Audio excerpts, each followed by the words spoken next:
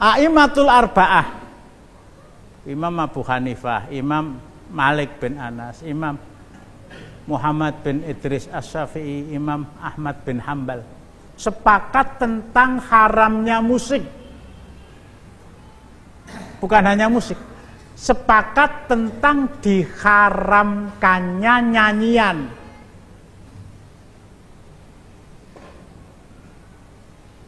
Semuanya sepakat. Nyanyian itu bisa jadi Bengawan Solo, hari Sabtu banjir. Bisa jadi, wah ini menggoknya rada adoh ya. Bisa jadi di wajahmu kulihat bulan. Bisa jadi tombo atiku limo warnani. Itu semuanya lagu, semuanya nyanyian. Selama lirik nyanyian itu tidak ada di dalamnya nilai-nilai yang menyimpang dari syariah. Ya tadi ya, di wajahmu kulihat bulan. Itu seorang pemuda melihat seorang gadis. Di sana ada bulan Kirno. Apa bulan Kirno itu? Tumuning jalan sing Kirno lah gitu. Selama kata-kata di dalam lagu tadi tidak bertentangan dengan syariah Islam, diperbolehkan dalam waktu-waktu tertentu. Diperbolehkan dalam waktu-waktu tertentu. Jadi al-aslu fil ghina'i haramun. Nyanyian itu pada asal mulanya, hukum nyanyian itu pada asal mulanya haram. Nah, nanti ada beberapa rukhsah, ada beberapa dispensasi. Kapan itu?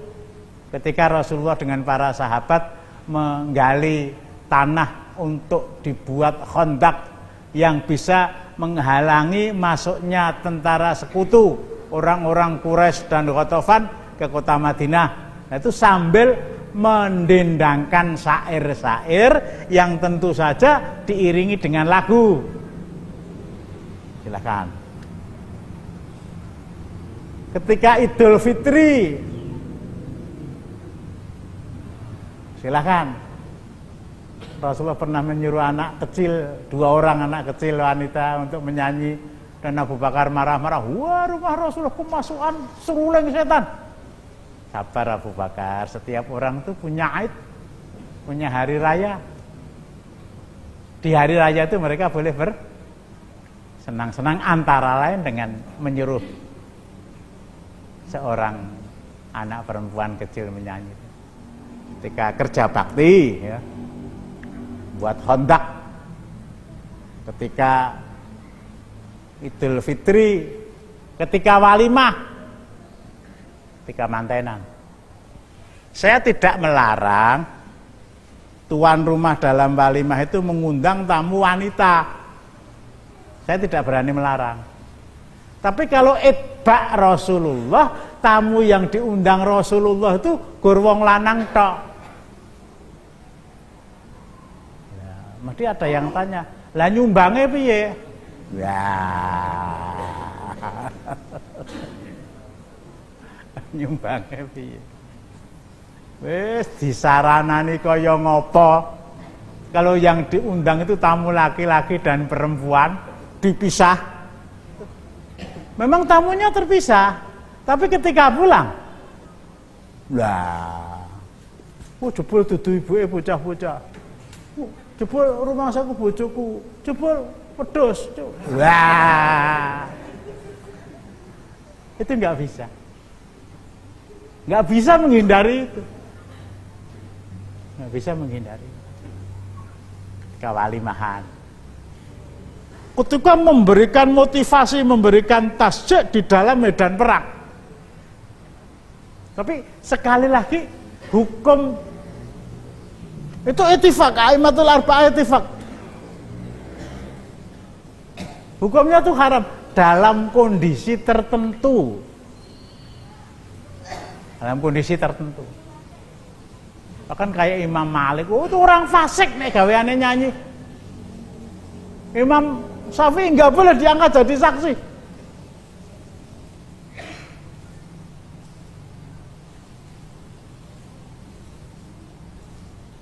Itu ke sana. Dalam waktu-waktu tertentu boleh mengumandangkan lagu, asal jangan diiringi dengan musik, dan lagu tadi ya tombo hati.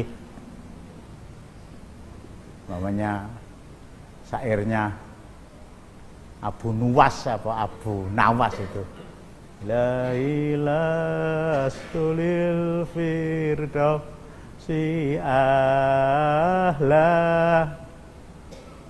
Itu lagu-lagu yang seperti itu kalau boleh diberi merek, itu lagu yang bernuansa Islam.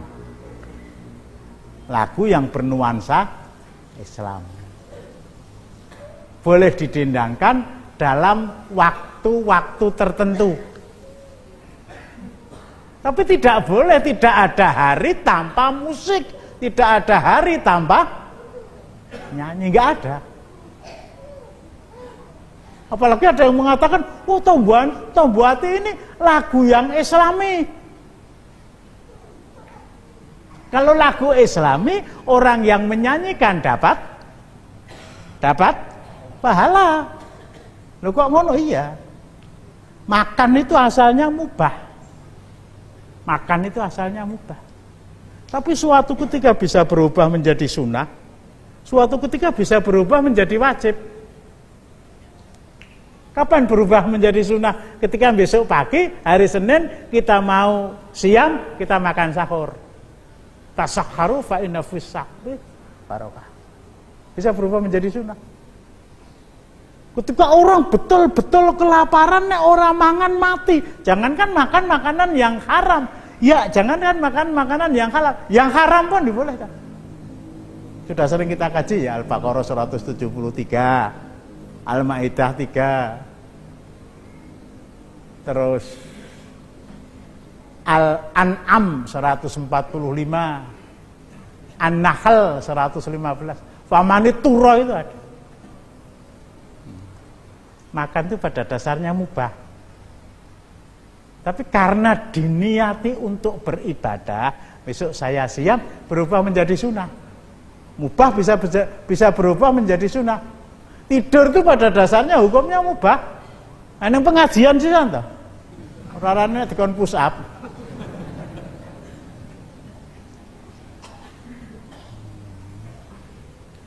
Tapi ketika kita tahu bahwa saya besok pagi harus bangun jam 2. Kok harus? Iya, harus mempersiapkan bubur yang akan dijual oleh ibunya anak-anak di depan rumah. Karena saya harus membantu, saya tidur jam 8 pada Isya.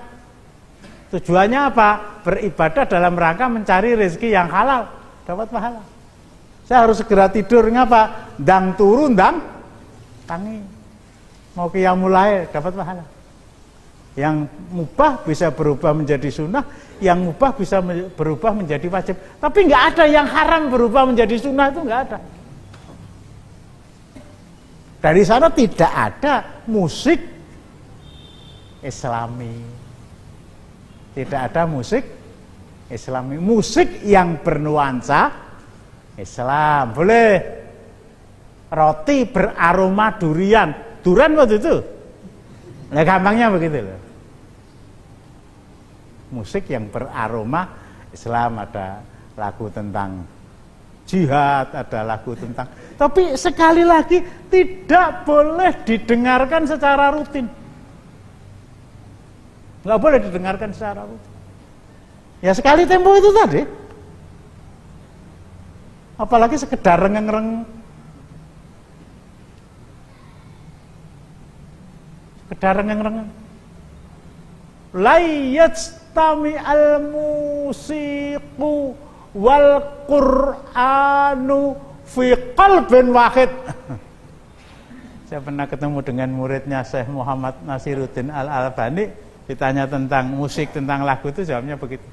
Tidak akan mungkin lagu, tidak akan mungkin musik itu rukun di dalam, tidak akan rukun musik dan Al-Quran itu berada di dalam hati seorang manusia. Maca Quran terus ngrungokke musik, ura-ura terus ngaji, enggak mungkin itu berkumpul itu. Qur'ane sing ra betah. Gak aku dimorke kaya ngono. Oh, itu makhluknya Omah Irama. Itu karangan Omah Irama. Sementara saya ini kalamullah. Sing lunga kono apa aku?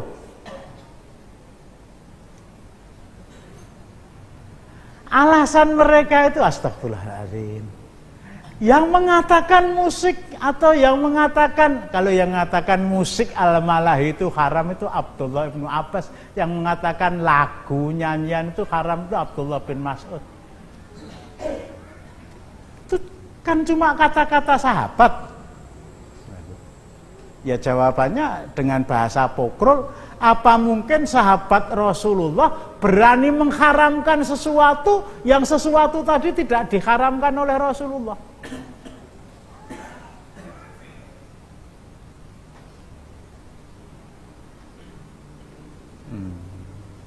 Acuannya memang surat Luqman ayat 6. Wa minan nasi may yashtari lahwal hadits liyudhillu an sabilillah. Memang itu, tapi Abdullah bin Mas'ud salah seorang penafsir Rasulullah. 4 orang Abdullah yang ahli tafsir. Paling tua Abdullah bin Mas'ud, kemudian Abdullah bin Umar, kemudian Abdullah bin Abbas, paling muda Abdullah bin Zubair. Orang yang dipercaya Rasulullah ketika Rasulullah qadhul hajah dalam perjalanan, ya, nggak ada WC umum kan. Yang membentangkan kain dipegang itu Abdullah bin Mas'ud.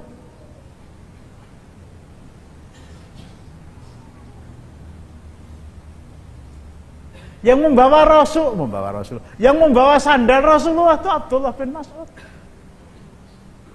Yang kepada Abu Bakar dan Umar Rasulullah berpesan, mintalah doa kepada laki-laki yang berada di dalam masjid itu gelap.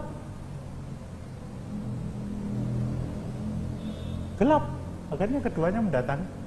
Oh alah, kalau saya ya, jebul kok yogur Abdullah bin Mas'ud, orangnya kecil, nyekingkring, kanginan ambruk paribas. Tapi berat betis Abdullah bin Mas'ud mengalahkan beratnya gunung Uhud nanti kalau ditimbang di akhirat. Bukan hanya Abdullah bin Mas'ud ya. Kalau kita mencari dasar-dasar hukum agama, Al-Quran tidak kita dapati, kita lari ke hadis. Kita lari ke sunnah Rasulullah nggak ada, kita lari kepada akwal.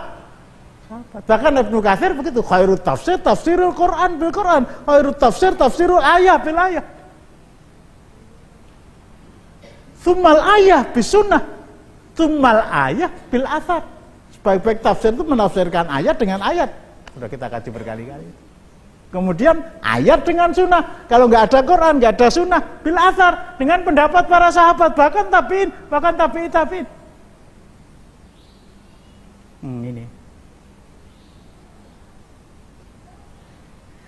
Ya kalau yang dangdutan itu RRI, yang jenenge RRI, milik bangsa Indonesia, yang mereka adalah pecandu musik, pecandu musik.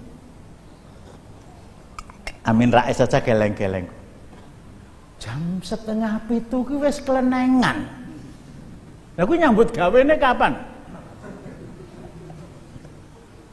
Abdullah bin Mas'ud.